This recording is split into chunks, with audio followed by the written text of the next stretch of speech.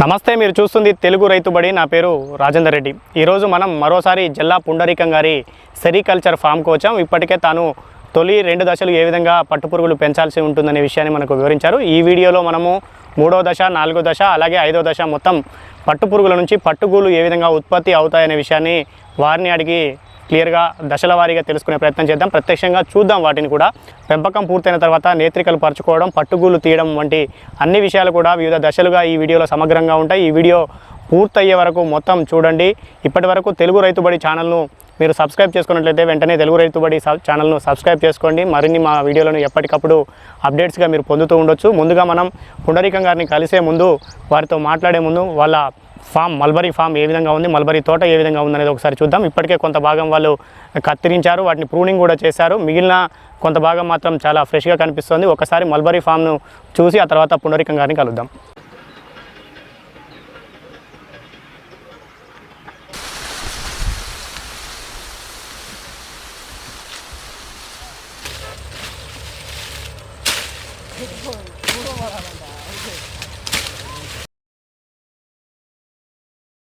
నా పేరు జల్లా పుండరీకం.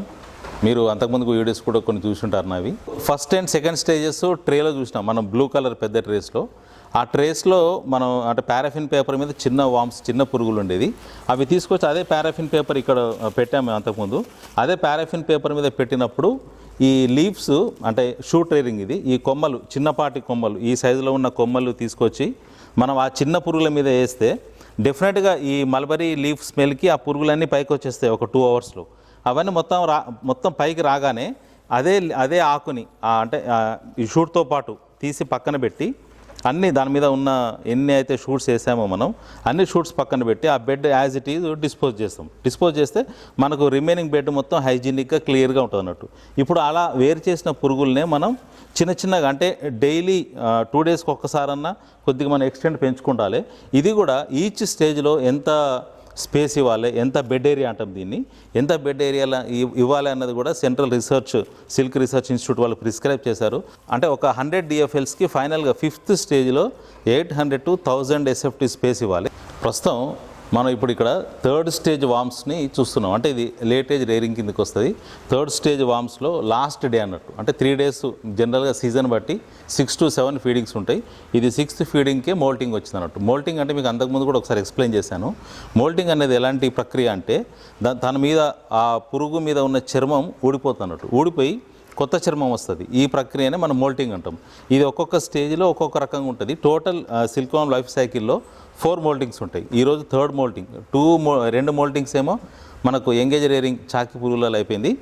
ఇది 3rd మోల్టింగ్. 3rd మోల్టింగ్లో మీరు చూడొచ్చు, మోల్టింగ్ వచ్చినప్పుడు తల కొంత లావుగా అయ్యి మూతి కొంచెం ముందరకు వస్తున్నట్టు. ముందరకు వచ్చినప్పుడు వెనక చర్మం, నెక్ నుంచి కింది చర్మం ఊడిపోతుంది, తర్వాత ముందు భాగం ఊడిపోతుంది అన్నట్టు. సో ఇక 24 అవర్స్ గడిచిపోయాక మనం దీనికి వేరే ఒక డిస్ఇన్ఫెక్టెంట్ ఉంటుంది, విజేత అని. ఆ పౌడర్ ఒకసారి స్ప్రే చేసి తర్వాత రెగ్యులర్ ఫీడింగ్స్ చేస్తే మళ్ళీ 6 ఫీడింగ్స్ అయినాక అది 4th స్టేజ్, మనం 5th స్టేజ్లో ఎంటర్ అవుతాం. లాస్ట్ 4th మోల్ట్ మాత్రం 36 నుంచి 48 అవర్స్ ఉండొచ్చు. ఒకేలా అది అంటే చలికాలం చల్లగా ఉన్నప్పుడు మాత్రం 48 అవర్స్, ఎండాకాలం అయితే 36 అవర్స్లో అయిపోతుంటుంది. ఇంకోటి మనం ఫిజికల్గా కళ్ళతో చూసి కూడా జడ్జ్ చేయొచ్చు పురుగులు ఏ స్టేజ్లో ఉన్నాయి, ఇప్పుడు నెక్స్ట్ ఏం చేస్తున్నాం. ఇది ప్రజెంట్ 3rd మోల్టింగ్లో ఉన్నది. అంటే మనం రేపు దీనికి ఫీడింగ్ వేయాలి. అప్పటి మటుకు మనం ఏం చేయాలంటే ఇప్పుడు వీటికి అంటే సరైన స్థల అవకాశం అయితే దొరికింది. మనం దీని మీద లైమ్ అంటే సున్నం, కాల్చిన సున్నం స్ప్రే చేయాలి. సున్నం స్ప్రే చేసినప్పుడు ఏమైందంటే ఈ బెడ్ని డ్రైగా ఉంచుతుంది, మనకు ఫర్దర్గా ఫంగల్ ఇన్ఫెక్షన్స్ కానీ ఇలాంటివి రాకుండా ఉంటాయి. సెకండ్ థింగ్ ఏంటంటే ఎగ్జిస్టింగ్ లీఫ్ని కూడా డ్రై అయినట్టు చేస్తుంది. డ్రై అయితే కొన్ని ముందు కొన్ని వెనకకు లేస్తాయి. మోల్ట్ పోయినప్పుడు ముందు లేచినాయి ఆ డ్రై లీఫ్ని తిన్నా కానీ దానికి అంటే ఏం న్యూట్రియంట్స్ ఏమి అందదు, జస్ట్ మనకేం ఎఫెక్ట్ కాదన్నట్టు. లేటుగా లేచినాయి కూడా తింటుంటాయి. తర్వాత ఏమైందంటే మనం నెక్స్ట్ ఫీడింగ్ ఇచ్చినప్పుడు అన్నీ ఈక్వల్గా ఒకటే ఏజ్ అంటే ఇన్ ద సెన్స్ ఒకటే స్టేజ్లో యూనిఫామ్గా మారిపోతున్నారు. అది చాలా ఇంపార్టెంట్. ఎందుకంటే కక్కుని అల్లేటప్పుడు కూడా ఒకవేళ ఇది డిఫరెన్సెస్ ఉన్నదనుకోండి, కక్కున్ ఫార్మేషన్లో కూడా మనం డేస్ ఆపాల్సి వస్తుంది, అది కొంచెం మనకు ఎఫెక్టు. ఇది 2nd స్టేజ్ నుంచి 6 ఫీడింగ్స్ అయినాక 3rd స్టేజ్కి వచ్చింది. ద సేమ్ మళ్ళీ 6 ఫీడింగ్స్ అయినాక ఫోర్త్ స్టేజ్ వస్తుంది. థర్డ్ స్టేజ్కి ఫోర్త్ స్టేజ్కి మేజర్ డిఫరెన్సెస్ ఏముండదు. కాకపోతే వామ్ సైజు ఇప్పుడున్న ప్రజెంట్ వామ్ సైజు ఇంకొక 40 to 50% కొంచెం ఎక్కువ ఉంటుంది. బెడ్ ఏరియా కూడా ఇప్పుడు ప్రజెంట్ ఉన్న బెడ్ ఏరియా దాదాపుగా డబల్ అవుతుంది అన్నట్టు. అప్పుడు మనం ఫోర్త్ స్టేజ్ క్రాస్ అయ్యి కీలకమైన చివరి దశ 5వ దశకు చేరుకుంటాం. ప్రస్తుతం మాత్రం ఇవి థర్డ్ స్టేజ్ కంప్లీట్ చేసుకుంటున్నాం. రేపు మనం ఫోర్త్ స్టేజ్లోకి ఎంటర్ అవుతాం అన్నట్టు. ఇక్కడ ఈ మల్బరీ చెట్టు మనం పెట్టింది అంటే ఇది ఒక వృక్షము మనం మొక్కలాగా పెంచుకొని ఈ షూట్స్ ఇక్కడ నుంచి వచ్చినాక ఇది కట్ చేసుకొని ఫీడింగ్ యూజ్ చేస్తాం అన్నట్టు. అయితే ఈ పర్టికులర్ క్రాప్ ఏమైందంటే మధ్యలో సమ్మర్ రావడం వల్ల మనకు ఒక 30 days ఎక్స్టెండ్ అయింది, ఒక 1 month ఎక్స్టెండ్ అయింది. దానివల్ల ఇట్లా ఎల్లో కలర్ లీవ్స్ వచ్చినాయన్నట్టు. ఈ ఎల్లో కలర్ లీవ్స్ మనం ఎప్పుడు ఫీడింగ్ చేయం, ఎందుకంటే ఇలా పోషకాలు ఉండవు. సెకండ్ థింగ్ ఏంటంటే ఈ పండు బారిన దాంట్లో కూడా దానికి కొంచెం డిసీజ్ అవకాశం ఉంటుంది. కాబట్టి ఎక్కడి నుంచి అయితే లీఫ్ ఎల్లో అయిందో అక్కడ వరకు మనం కట్ చేసి వాటిని ఫీడింగ్ చేసినాం. అయితే రిమైనింగ్ మనం ప్రూనింగ్ చేసే పద్ధతి ఇక్కడ వరకే ప్రూనింగ్ చేయాలి.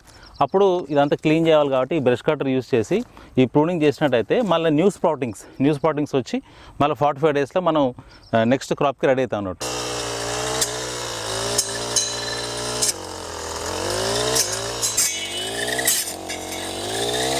చాకీ వామ్స్ తీసుకొచ్చినప్పుడు 2 stages దాటినాక అవి పారాఫిన్ పేపర్ వ్యాక్స్ పేపర్తో చేసాము. ఇక్కడ ఉన్న బెడ్ ఇప్పుడు ఇది ఎలా అయితే పాలిప్రొపిలిన్ తోటి మనము ఈ రోప్స్ అల్లామో వీటి మీద ఈ క్రాఫ్ట్ పేపర్ అంటారు, ఈ పేపర్ యూస్ చేస్తే బెటరు. అయితే చాలామంది రేరింగ్లో ఏం చేస్తారంటే మన న్యూస్ పేపర్స్ యూస్ చేస్తారు. న్యూస్ పేపర్స్ యూస్ చేస్తే ఇబ్బంది ఏం లేదు, మంచిదే. కానీ దాంట్లో ఉన్న ఒక 2 డిసడ్వాంటేజెస్ ఏంటంటే ఫస్ట్ థింగ్ ఏమో ఆ న్యూస్ పేపర్స్ మన కిరాణా షాపుల్లో ఎక్కడైనా కొనుక్కొచ్చినప్పుడు లక్ష్మణ్ రేఖ కానీ అలాంటిది ఈ యాంట్స్ తగ్గిస్తేందుకు ఏదైనా పౌడర్ దాని మీద పడుంటే మాత్రం అది 100% వీటికి పాయిజనస్ అయ్యి ఇమీడియట్గా చనిపోతాయి. అదొక ఎఫెక్టు. సెకండ్ థింగ్ ఏంటంటే దాని మీద మన ప్రింటెడ్ ఇంక్ ఉంటుంది. ఆ ప్రింటెడ్ ఇంక్ కలర్ కూడా దాని స్మెల్ కూడా దీనికి పొల్యూటెంట్గా మారచ్చు, అది కూడా పాయిజనస్గా మారే అవకాశం ఉంటుంది. అందుకని ప్రిస్క్రైబ్డ్ ఇలాంటి క్రాఫ్ట్ పేపర్ తెస్తే మనకి ఇంకా ఎలాంటి ఇబ్బంది ఉండదు, హైజీనిక్గా ఉంటుంది. 2 times in a day 2 సార్లు ఫీడింగ్ ఇస్తే దాదాపు సరిపోతుంది వాటికి. ఫీడింగ్ ఎప్పుడైనా కానీ కొంచెం ఎండ ఎక్కువ ఉన్నప్పుడు అవి తినలేవు కాబట్టి మార్నింగ్ 8 to 9 మధ్యన కొంచెం ఎండ ఉష్ణోగ్రత పెరిగే లోపే ఇస్తే బాగుంటుంది. ఈవినింగ్ కూడా ఆఫ్టర్ 4 కానీ 4:30, 5 వరకు కూడా ఇవ్వచ్చు. అలా ఇవ్వడం అంటే శ్రేయస్కరం. దానికి కూడా గ్యాప్ ఉంటుంది, అది అరిగించుకోనికి కానీ మళ్ళీ ఫ్రెష్ లీఫ్ తినడానికి ప్రిపేర్ కానీ చాలా బాగుంటుంది. ఈ 3rd and 4th స్టేజ్లో మాత్రం డైలీ 2 times మార్నింగ్ 9 లోపు ఈవినింగ్ 4 తర్వాత మనం ఫీడింగ్ ఇచ్చే ఏర్పాటు చేసుకుంటే మనకి ఇబ్బంది లేదు. మార్నింగ్ కూడా కట్ చేసి పెట్టుకొని అదే లీఫ్ని మనం ఈవినింగ్ కూడా వాడుకోవచ్చు. ఒకవేళ ఈవినింగ్ మిగిలిపోయిన లీఫ్ ఉంటే కూడా నెక్స్ట్ డే మార్నింగ్ కూడా వాడుకోవచ్చు. దాన్ని కొంచెం తట్టు బస్తాలు తడిపి ఒక కార్నర్లో పెట్టి దాని మీద మనం కవర్ చేసినట్టయితే అందులో సరైన తేమ శాతం మెయింటైన్ అయ్యి నెక్స్ట్ డే యూజ్ చేసుకుంటూ కూడా అవుతుంది. ఆ ఆకు కూడా ఇంకా మంచిది, ఎందుకంటే ఆకులు కూల్నెస్ ఉంటుంది, కొంచెం మాయిశ్చర్ కంటెంట్ కూడా రిటైన్ అవుతుంది. అది ఇంకా టేస్టీగా బాగా తినే అవకాశం కూడా ఉంటుంది. ఈ మల్బరీ లీఫ్ది మోపు కోసుకొని వచ్చినప్పుడు తోటల నుంచి దాని కింద వేయకుండా జాగ్రత్త పడండి. అంటే లాస్ట్ బెడ్లో కానీ లేకపోతే దాన్ని ప్రిస్క్రైబ్ ఇంకేదన్నా మీ దగ్గర షీట్ ఉంటే ఆ పాలిథిన్ షీటు దాన్ని డిస్ఇన్ఫెక్టెంట్ చేసిన షీట్ ఉంటే దాంట్లో వేసుకోవడం కానీ చేయాలి. ఎందుకంటే కింద నుంచి మనకు సెకండరీ ఇన్ఫెక్షన్ వచ్చే అవకాశం ఉంటుంది. వాటిని తర్వాత ఏం చేయాలంటే షూటు దాదాపు ఈ సైజు ఇంకొంచెం ఎక్కువ ఉన్నా కానీ ఇబ్బంది లేదు. వీటిని ఆకులు దగ్గరగా గ్యాప్ లేకుండా పెట్టాలి. ఎందుకంటే ఒక పెక్యులర్ క్యారెక్టర్ ఈ సిల్క్ వామ్కి ఉన్నది ఏంటంటే లాస్ట్కు దానికి ఒక 4 pairs of legs ఉంటాయి, కానీ ఇది మూమెంట్ ఎప్పుడు కాదు. దాదాపు అది పురుగు ఎంత పరిణామంలో ఉందో ఆ పరిణామంలో ఆ చక్రం వరకే అది ఆకులు తినాలని చూస్తుంది. కానీ మనం దూరంగా వేస్తే అక్కడికి పోయి తినే అలవాటు ఉండదు. అలాంటి బాడీ నిర్మాణం కూడా దీనికి కాదు, మనమే దాని దగ్గరికి ఆకు అందించాల్సి వస్తుంది. సెకండ్ థింగ్, దీనికి ఐస్ ఉండవు, ఎంతసేపు స్మెల్ తోటే పోవాలి. ఎక్కువ దూరం అయితే కూడా దానికి స్మెల్ రాదు కాబట్టి అది పోయి తినదు, ఆ ప్రోటీన్ యొక్క స్మెల్ కనిపించదు మనకు. అందువల్ల మనం ఎప్పుడైనా కానీ పురుగు దగ్గరికే ఆకు 2 వరుసలు కానీ 3 వరుసలు కానీ దగ్గరగా గ్యాప్ లేకుండా ఒక గ్రీన్ షీట్ లాగా పరిచినట్టు సమాంతరంగా యూనిఫామ్గా ఉండాలి ఫీడ్ ఎప్పుడు వేసినా కానీ. ఇప్పుడు ఈ 3-4 స్టేజ్లు అత్యంత ఈజీగా ఉంటుంది, మన చేతిలో గ్రిప్ ఉంటుంది, ఎక్కువ లేబర్ కూడా పట్టరు. ఇప్పుడు నేను ఇక్కడ దాదాపు 500 DFLs ఉన్నాయి. అంటే నేను మా పని చేసినా కానీ ఒక సింగిల్ లేబర్ తోటే మనకు గడిచిపోతుంది. అయితే ఈ టోటల్ క్రాప్ సక్సెస్లో లేటేజ్ క్రాప్ సక్సెస్లో 3rd and 4th స్టేజ్ 50% ఇదే ఉంటుంది అన్నట్టు. ఈజీ స్టేజు మనం అత్యంత జాగ్రత్తలు తీసుకునే stage. 3rd and 4th stage మనం సక్సెస్ఫుల్గా కంప్లీట్ చేసుకొని 5వ దశకి వెళ్ళామంటే దాదాపు 50% క్రాప్ మన చేతిలో ఉన్నట్టే.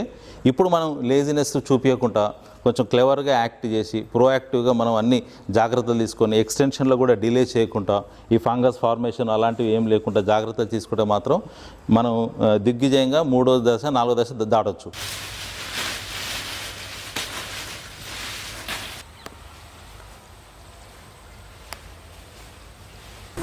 ఇప్పుడు మీరు చూస్తున్న ఈ వామ్స్ 5th స్టేజ్లో అంటే 5వ దశలో ఉన్నాయి.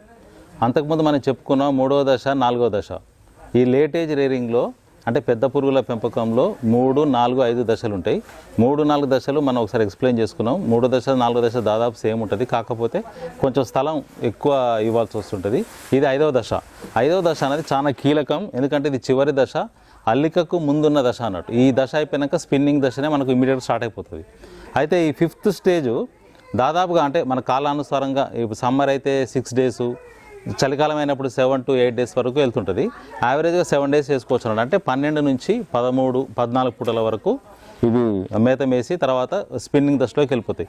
ఇప్పుడు మీరు చూస్తున్న ఇవి దాదాపు 5th స్టేజ్లో 5th డే ఇది. అంటే రేపు ఏం లేదు, మనకి ఎల్లుండి చంద్రికలు కప్పేయచ్చు అన్నట్టు. ఇక్కడ 2.5 inch ఉంది నియర్లీ. అంటే ఇది అంటే ఎర్లియర్గా మనం చెప్పుకున్నట్టు సిల్క్ వామ్ తన పరిణామ దశలో 1 నుంచి 70 రెట్లు తన శరీర భాగాన్ని పెంచుకుంటుంది అన్నట్టు. ఇందులో మనకు 800 నుంచి 900 మీటర్ వచ్చే సిల్క్ ప్రొడ్యూస్ చేయాలి. అయితే ఇక్కడ కింద సిల్క్ గ్లాండ్ ఉంటుంది. ఆ సిల్క్ గ్లాండ్ ఫిలప్ అవుతూ వస్తూ ఉంటుంది అన్నట్టు. ఇది ఎలా అయితే మల్బరీ ప్రోటీన్ తింటూ ఉంటుందో అదే రకంగా ఇక్కడ సిల్క్ గ్లాండ్ పెంచుకుంటూ వస్తుంటుంది.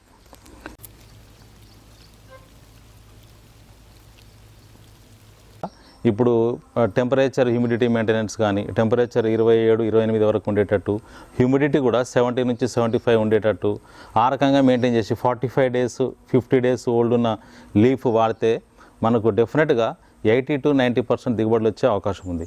తెలంగాణలో యావరేజ్ సరాసరి 71% వస్తూ ఉంది. 75 to 80 వచ్చినా కానీ రైతు సేఫ్ సైడ్లోనే ఉంటాడు. సరే, ధరల విషయం పక్కన పెడితే రేరింగ్ వరకు చూసుకున్నప్పుడు మాత్రం ఎంత క్వాలిటీ లీఫ్ ఉంటే మనకు దిగుబడి రిట్రాస్పెక్టివ్లో అదే ఎఫెక్టివ్గా వస్తూ ఉంటుంది అన్నట్టు. ఆర్గానిక్ లీఫ్ కానీ నేచురల్ లీఫ్ కానీ అదర్ దెన్ కెమికల్ ఫర్టిలైజింగ్ చేసినప్పుడు మంచి దిగుబడిని రైతు ఆశించవచ్చు. అట్లా ఆయనకు సిల్క్ క్లాత్ వచ్చింది. ఇప్పుడు ఈ వామ్స్ ప్రస్తుతం 5వ దశలో 9వ ఫీడింగ్ మార్నింగ్ కంప్లీట్ చేసుకున్నాము. 10వ ఫీడింగ్ ఇప్పుడు జరుగుతూ ఉన్నది. ఇంకా మనకు అంటే దీని సైజు ఈ ప్రకారం చూస్తే మాత్రం ఇంకొక 2 ఫీడింగ్లు అయ్యేటట్టు ఉన్నది. 2 ఫీడింగ్లు అయిపోయినాక మనం నేతిలో పరుచుకొని స్పిన్నింగ్ దశకి వెళ్ళిపోవచ్చు.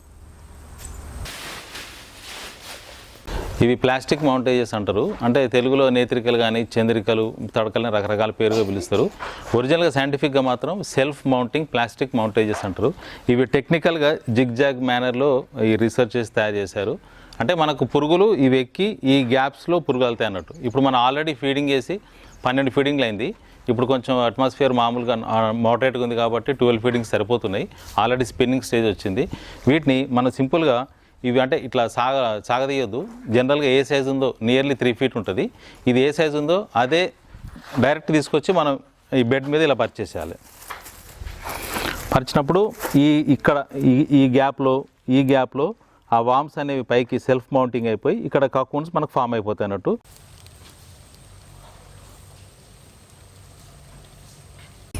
ఇప్పుడు మనకు దశలన్నీ పూర్తయ్యాయి. 5 దశలు ఆల్రెడీ మౌంటేజెస్ కూడా మనం కప్పేసినాం. మౌంటేజెస్ కప్పి కూడా ఇప్పుడు దాదాపు 3 days అయింది. అంటే ఇలా 4th డే. ఇక్కడ మొత్తం చూడొచ్చు మీరు ఆల్రెడీ కకూన్స్ మొత్తం మనకు పర్ఫెక్ట్గా కకూన్స్ ఫార్మేషన్ అయిపోయింది. అంటే ఇప్పుడు మనం లార్వా ప్యూపాగా మారి ఈ కకూన్స్లో ఉండిపోయింది అన్నట్టు. ఇది దానికి ఒక సెల్ఫ్ ప్రొటెక్షన్ లాంటిది. మనకు మాత్రం సిల్క్ జనరేట్ చేసే కకూన్స్ ఇవి అన్నట్టు. వీటి మనం నెక్స్ట్ హార్వెస్టింగ్ చేయాలి. ఎలా హార్వెస్టింగ్ చేయాలి, ఏ రకంగా చేయాలి, అదే మాదిరిగా ప్యాకింగ్ అలాంటి విషయాలు మనం చూద్దాం. ఇవి మనకు గుడ్ కకూన్స్, అంటే పర్ఫెక్ట్గా ఇంట్లో 100% రిలయబిలిటీ ఉంటుంది. ఇవి పర్ఫెక్ట్ కకూన్స్. మనం వేరేటప్పుడే మంచివి ఇంకా మిగతా టైప్స్ కూడా డివైడ్ చేసుకోవాలి. అవి ఎలాంటివి ఎలా ఉంటాయని ఒకసారి మీకు చెప్తాను. ఇక్కడ డబల్స్ ఉంటాయి. డబల్స్ అంటే 2 వామ్స్ కలిసి ఒకటే కక్కుని వెళ్తాయి అన్నట్టు. ఈ డబల్స్ కూడా రీల్ చేసేది సపరేట్ మిషనరీ ఉంటుంది. ఇది మనం దీన్ని సపరేట్ చేస్తే వాళ్ళు దీనికి వేరే సపరేట్ రేట్ ఇచ్చి తీసుకుంటారు. ఏది కూడా వేస్ట్ కాదు కకూన్స్లో. ఈ డబల్స్ అన్నీ సపరేట్గా మార్కెటింగ్ చేసుకోవాల్సి వస్తుంది. రెండోది ఇక్కడ కొన్ని ఇవి చూడవచ్చు మీరు, స్టెయిన్డ్ స్టెయిన్ అంటే ఇట్లా కలర్ వచ్చింది అన్నట్టు.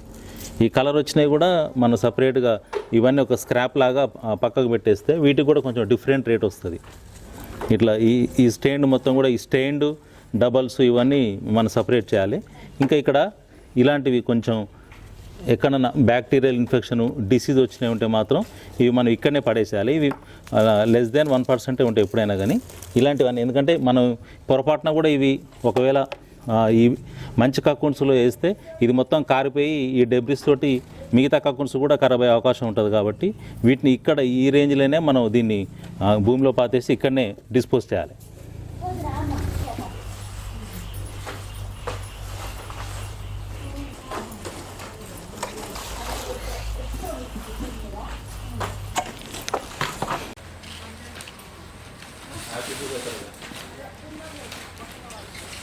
ఇప్పుడు అంటే వాళ్ళు ఎవరైతే హార్వెస్టింగ్ చేసిండ్రో అవి ట్రేలో తీసుకొచ్చి ఇక్కడ పోసినాం. ఎప్పుడైనా కానీ ఏదైనా ఒక బెడ్లో ఇలాంటి పేపర్ కానీ ప్లాస్టిక్ కానీ వేసుకోవచ్చు. ఇంకా ఈ మన షేడ్ నెట్ లాంటిది ఎయిర్ ఫ్లో అయ్యేటప్పుడు ఇంకా బాగుంటుంది. ఇది కూడా అంత ఏం మంచిలేదు. ఎయిర్ ఫ్లో అయ్యేటప్పుడు ఇంకా బాగుంటుంది. దీన్ని ఎప్పుడైనా కానీ మనం 6 to 7 ఇంచెస్ ఇలా పెట్టుకుంటే ఇట్లా చేయి వరకే ఉండాలి. 6 to 7 ఇంచెస్ డెప్త్ ఉండేటట్టు చూడాలి. ఎందుకంటే ఇందులో ఉన్నది లైవ్ జీవి, ఇంకా దీనికి ప్రాణం ఉంది అన్నట్టు. సెకండ్ థింగ్ ఏంటంటే దీనికి కూడా ధారాళమైన వెలుతురు, గాలి, ఆక్సిజన్ అన్నీ కావాల్సి వస్తుంది. అయితే మనం ఏం చేయాలంటే అక్కడక్కడ ఇట్లా రౌండ్గా కొద్దిగా ఇట్లా జరిపి రౌండ్గా చేస్తే ఈ ఎయిర్ కూడా బాగా సర్క్యులేట్ అయ్యి అక్కడ ఇట్లా సర్కిల్స్ లాగా చేసినప్పుడు బాగా సర్క్యులేట్ అయ్యి ప్యూపా కూడా మనకి కకున్స్ మెత్తగా పడకుండా ఇదే క్వాలిటీగా మార్కెట్కు పోయే అవకాశం ఉంటుంది. అలా ఇలాంటి జాగ్రత్తలు కంపల్సరీ తీసుకోవాలి. దీని ఏ విధమైన తేమ కానీ తడి కానీ తగలకుండా ఈ ఎలుకలు, తొండలు, ఉడతలు రాని ప్రదేశంలో దీన్ని స్టోర్ చేసుకొని ఇలాగిన మనం అంటే ఒక 6 ఇంచుల మందంతో ఒక బెడ్ పైన వేసి ఇట్లా వలయాకారంగా ఇలా గుంటలు చేసుకున్నట్టయితే గాలి కూడా మంచిగా తగిలి మంచి క్వాలిటీ, సేమ్ క్వాలిటీ మెయింటైన్ అయ్యి మనం మార్కెటింగ్ చేసుకోవచ్చు. ఈ ప్యాకింగ్ ఎలా చేయాలో జాగ్రత్తలను కూడా చెప్తాయి ఇప్పుడు మీకు.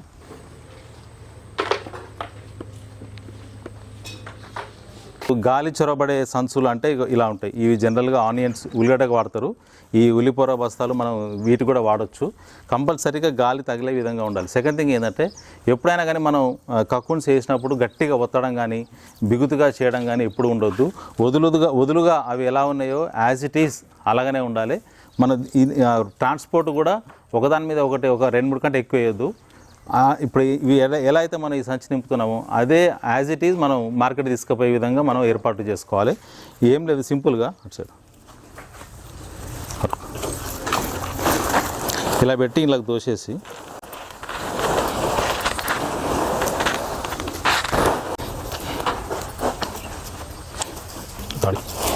దీని ఒక తాడుతోటి ఇలా కట్టేసి మనం దీన్ని ఇలానే ట్రాన్స్పోర్ట్ చేసేసుకోవాలి.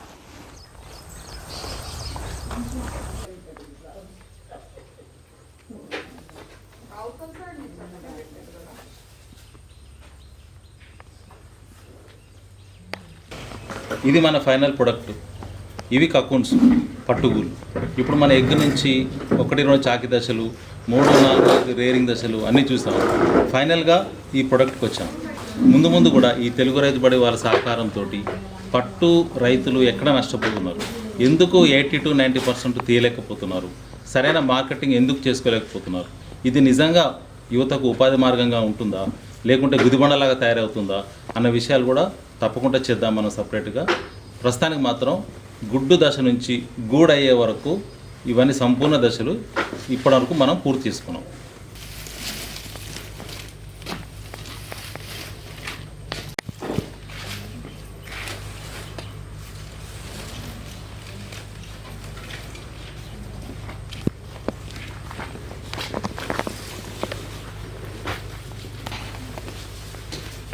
Welcome on that.